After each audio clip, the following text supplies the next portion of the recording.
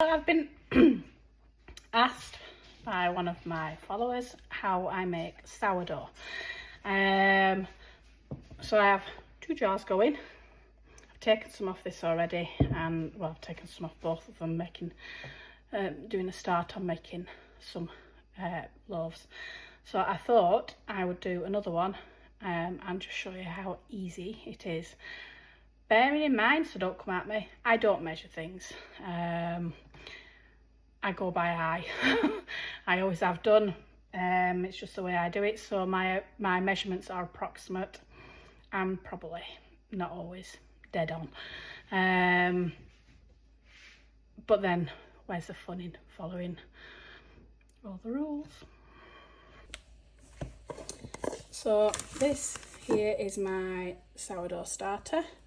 She's been going for approximately a month and a half now, and as you can see, she's nice and bubbly. There's lots of air in there, and it smells quite yeasty as well. So most sourdough bread makers say you need about 100 grams, which is about half a cup. It never works out that I do half a cup. I'm sure I end up putting more in there, but I don't discard either. So I just take off every morning. So that's in my bowl there. And then I add about 2 cups of warm water, and I mix those in. And that stirs it all up.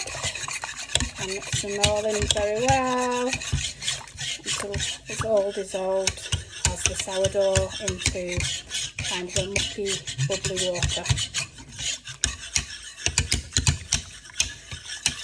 Like so. And then into there we then add approximately 4.5 cups of strong baking flour. And usually I add in about 2 teaspoons of sea salt.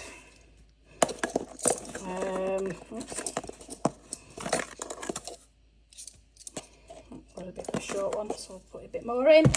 Then all that, then you mix into a shaggy dough.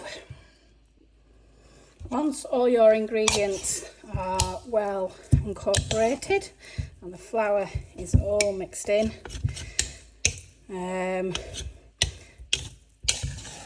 I then leave it to sit. But what I'm going to do is just going to transfer it to a glass bowl, just because I don't like leaving it to sit in this bowl. So once you've got that shaggy dough, you need to leave it covered, and approximately every 30 minutes you want to stretch out your dough. So this is one of my other doughs that I am doing, and I've just dampened my hand, and you want to stretch it out and fold it.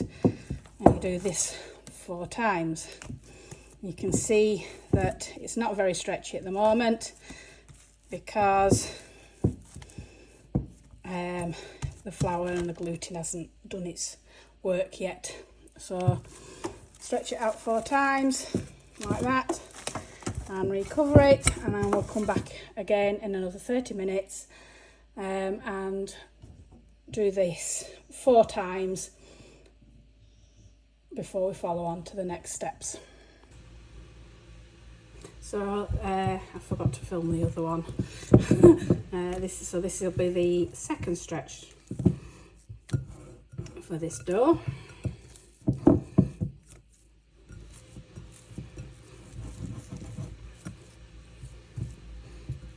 I think sourdough, people just get frightened of it, but it's quite simple. You don't need to do science behind it. So I will do this another 2 more times, and then we'll move on to the next stage. So cover it again and see it in the next 30 minutes. So as you can see, this is one of my other ones. You can see the bubbles all rising, and this one is ready to shape. This one has had the 4 turns, so we are going to take it out of the bowl. I'm just using my little plastic scraper for this, because this works the best.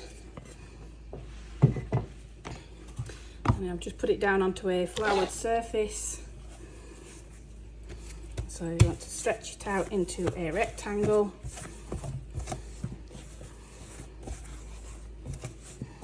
Like so. I floured my banneton, so that's all nicely floured so it doesn't stick. And basically you fold it into 4 like that and roll it. And I am no baker, so this isn't hard work. And then you're just pushing it around and shaping it into a nice dough bowl. Tucking all the corners under. And you can see how airy this one is.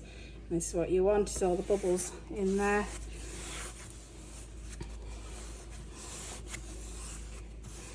And then this is going to go into my banneton and then into my fridge. And as you can see we've got air pockets all over. It's a bit jiggly and it's looking good. So I'm going to cover it, and it's going to sit in my fridge for a little while. Now we will bring it back out again in a bit. So I've just brought it out of the fridge. We're going to score it. It's been in the fridge overnight. And you can put your pattern on it then as well, whatever you're going to do. And then it will go into the hot Dutch oven and back in the oven.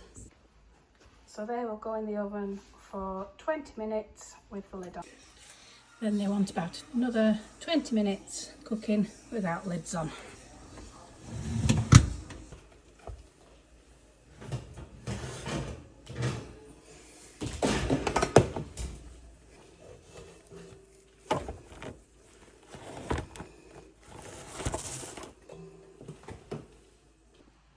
So we'll leave them to cool for an hour, and I will cut into them, or one of them, and show you just how nice this bread is.